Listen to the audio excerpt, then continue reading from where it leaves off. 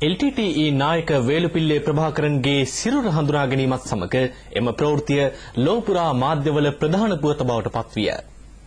ලෝකේ පුරා රූපවාහිනී ගුවන්විදුලි නාලිකාවල මෙන්ම පුවත්පත්වලද වෙබ් අඩවිවලද ත්‍රස්ත නායකයාගේ මරණය වාර්තා කොට තිබීම විශේෂත්වයකි.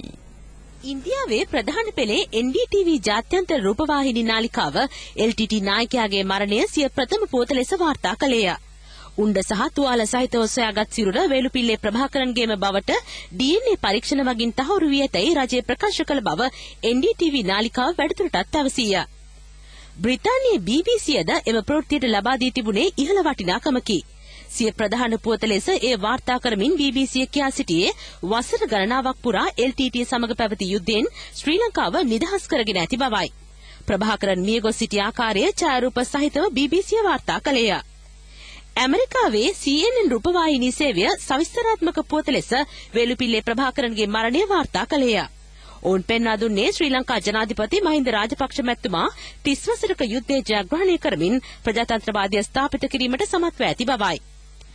අල් ජසීරා රූපවාහිනී නාලිකාවද මේ සම්බන්ධයෙන් සවිස්තරාත්මක වාර්තාවක් ඉදිරිපත් කළේය. ආරක්ෂක අංශ මගින් සොයාගත් LTT නායකයාගේ අනන්‍යතාව තහවුරු කරන